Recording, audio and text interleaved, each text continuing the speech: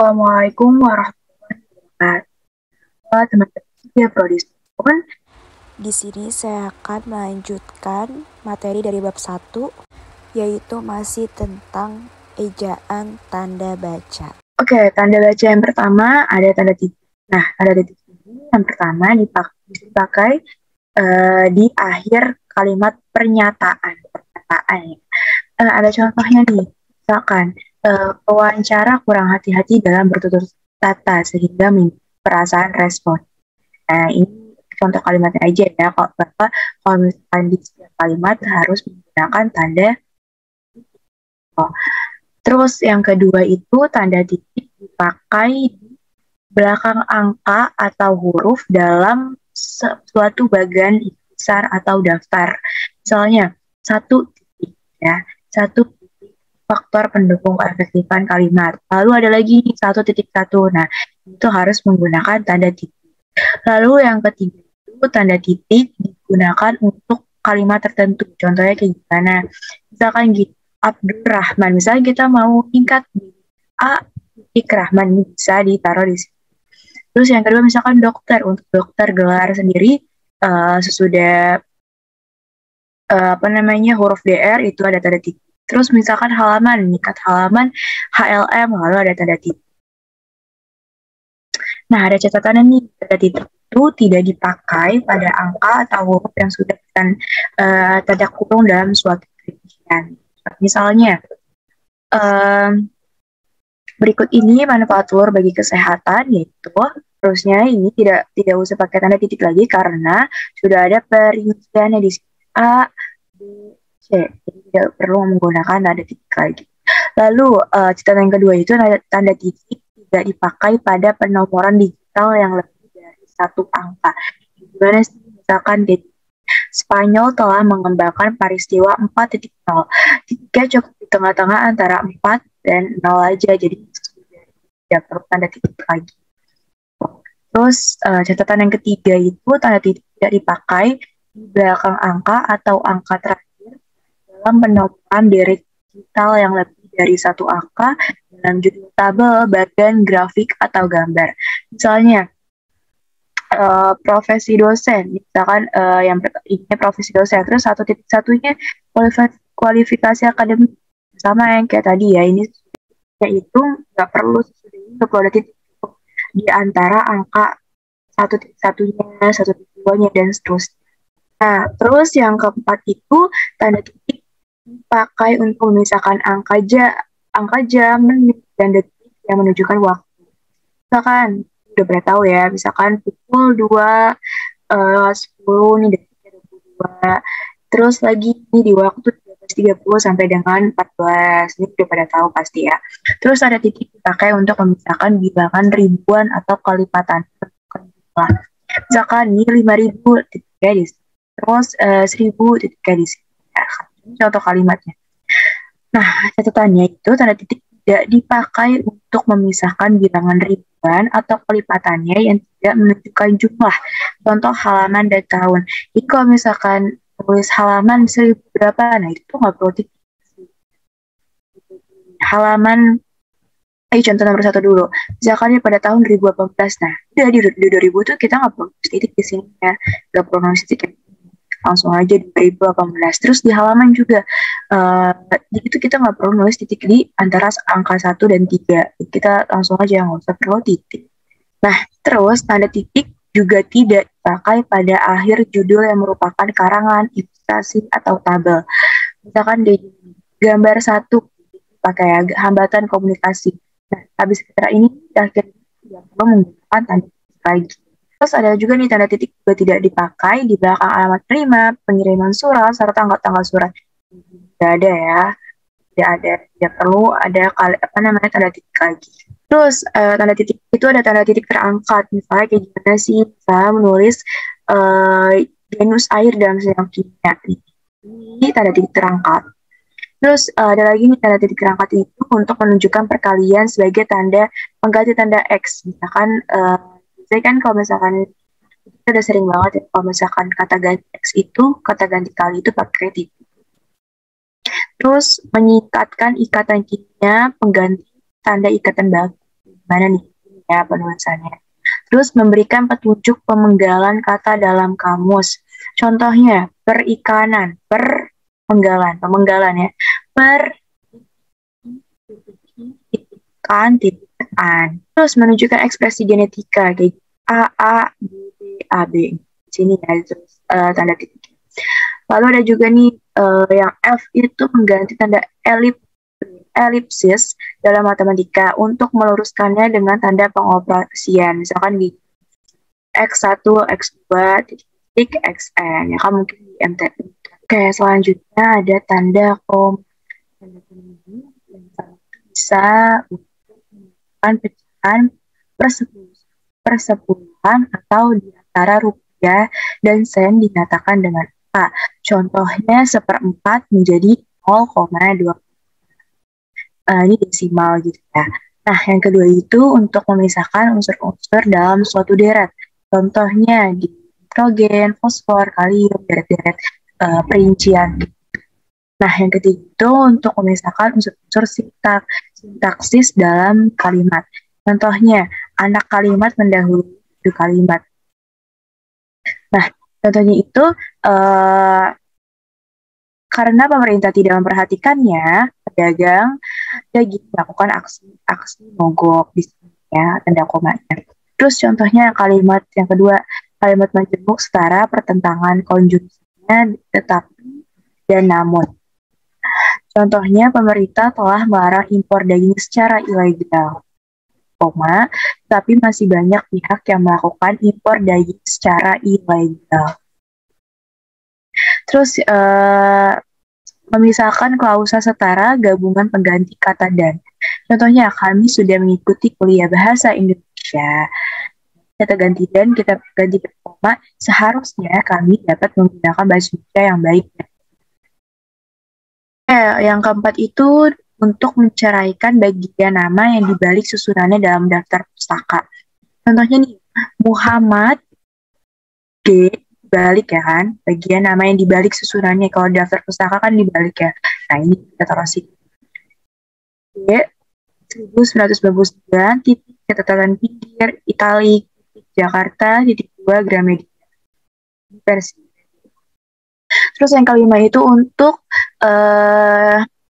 di antara nama alamat beserta bagiannya. Misalkan kan kalau menulis nama alamat kan, misalkan Kementerian Pendidikan dan Kebudayaan, Jalan Jenderal Sudirman nomor 45, Jakarta Selatan. Terus yang keenam itu di antara nama tempat dan tanggal. Misalkan Bogor 16 Maret 2008, udah tahu ya kalau misalkan. Terus yang ketujuh itu untuk menentukan parentetis dan unsur-unsur yang tak restif. Gimana sih ini?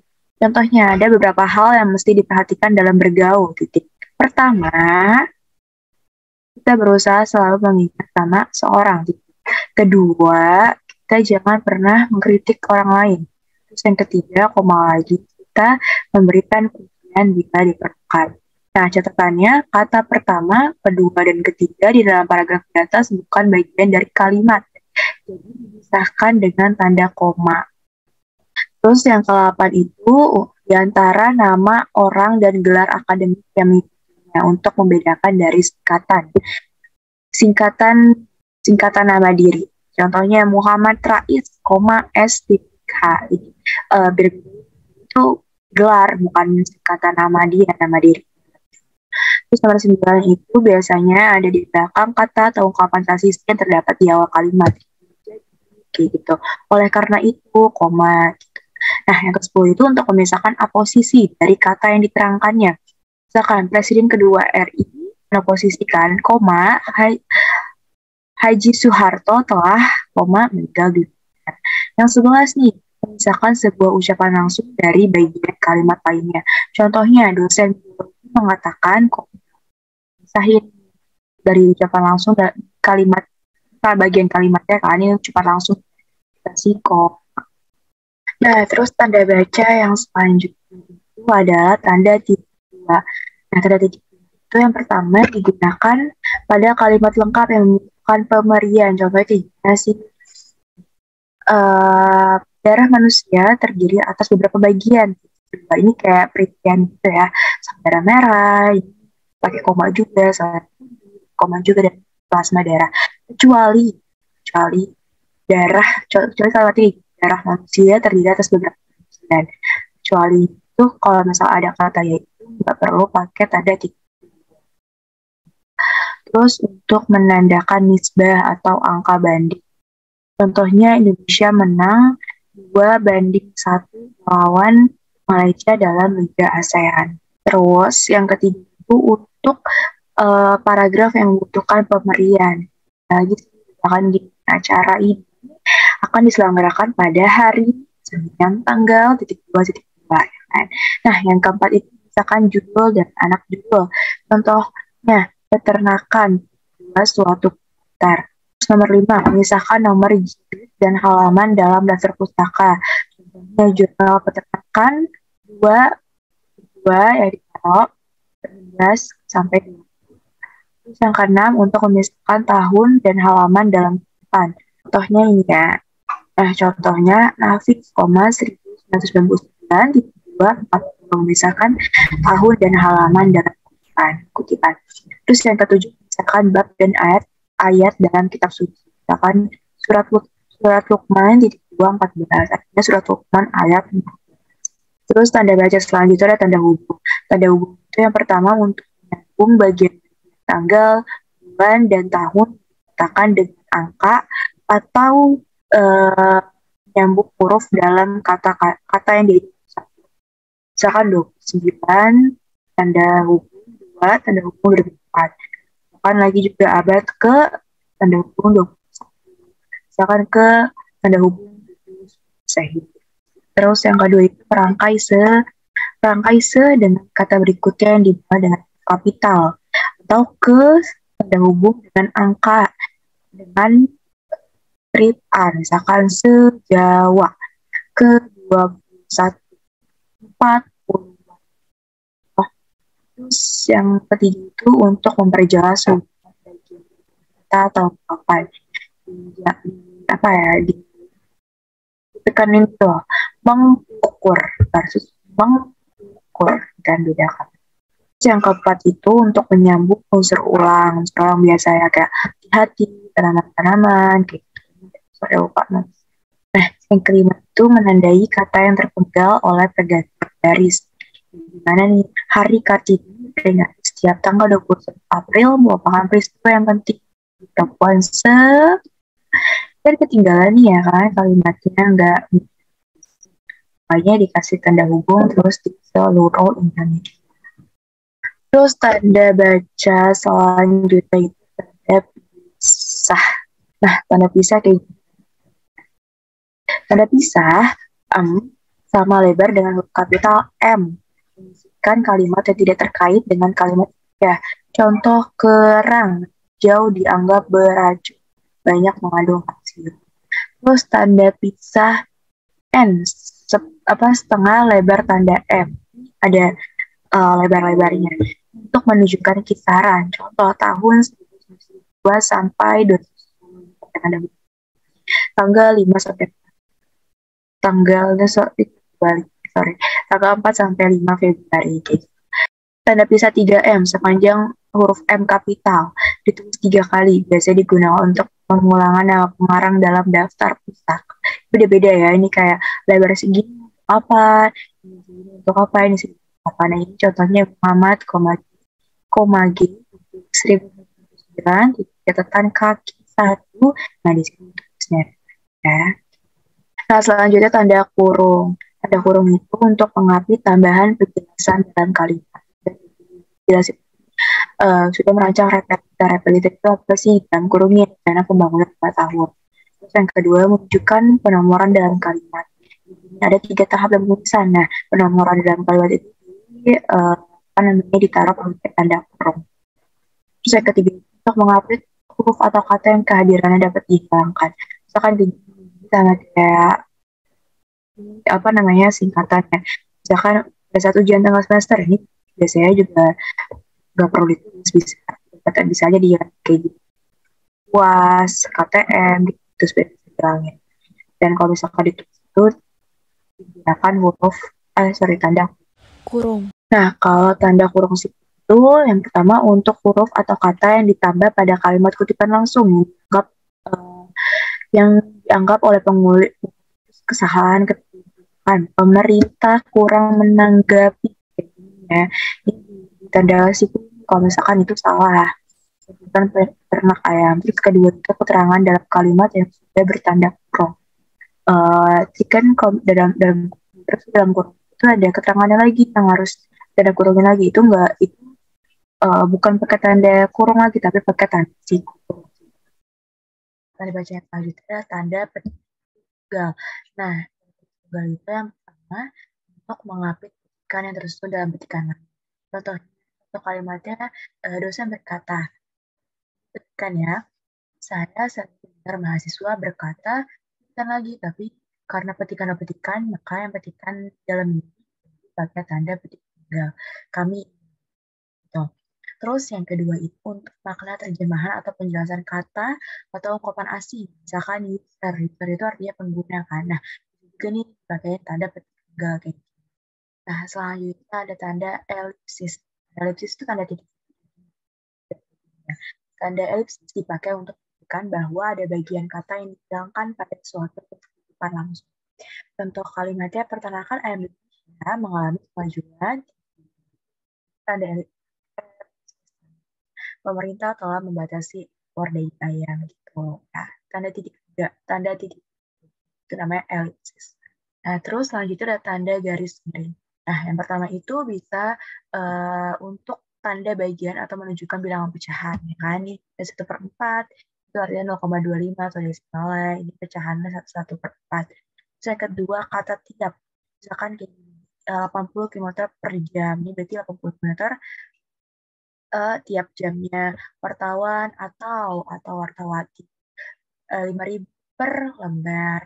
Tanda garis miring tidak dipakai untuk menunjukkan pilihan. Jadi bukan pilihan ini wartawan atau wartawati itu apa namanya ada dua gitu kan bukan pilihan. Selanjutnya ada tanda tanya ya yang ini udah sering banget pasti pada tahu juga untuk dipakai untuk kalimat tanya untuk menunjukkan keraguan dalam suatu pertanyaan.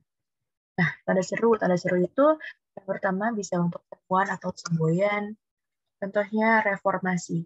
Terus yang kedua juga pasti untuk kalimat perintah. Contoh kalimatnya. Terus yang ketiga itu kalimat yang menyatakan kesungguhan, kayak semangat. Kita harus giat. Oke, tanda. Terus ada tanda ampersand. Tanda ampersand itu tanda dan simbol dan nah ini berfungsi sebagai pengganti kata dan bila bentuk singkat yang diinginkan. Jadi untuk bersingkat aja singkat. Terus tanda ini tidak boleh digunakan dalam kalimat ini, juga nggak boleh digunakan dalam kalimat ada tuh. Terus tanda ini dianjurkan penggunaannya dalam pengajuan pustaka. Misalkan kayak gini, Corten dan Mitchell ini pakai tanda ampersand gitu. Sekian untuk materi lanjutan dari bab 1 yaitu masih tetap perbedaan. Kita lanjut ke latihan soalnya.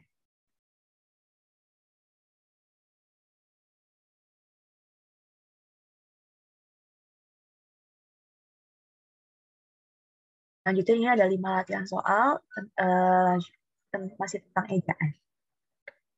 Nah, yang pertama, manakah penulisan yang tepat ejaannya? Kita baca dulu ya. Jawabannya yang A itu program AMD ABRI Angkatan Bersenjata Republik Indonesia masuk desa tanda kurung dicetuskan oleh Jenderal Muhammad Yusuf pada tahun 1980. Yang B ini katanya benar. Yang B ini kalimatnya program AMD buka kurung ABRI kurung siku Angkatan Bersenjata Republik Indonesia kurung siku lagi masuk desa tutup kurung dicetuskan oleh Jenderal Muhammad Yusuf pada tahun 1980. Nah, penjelasannya kenapa sih yang benar itu kalimat B?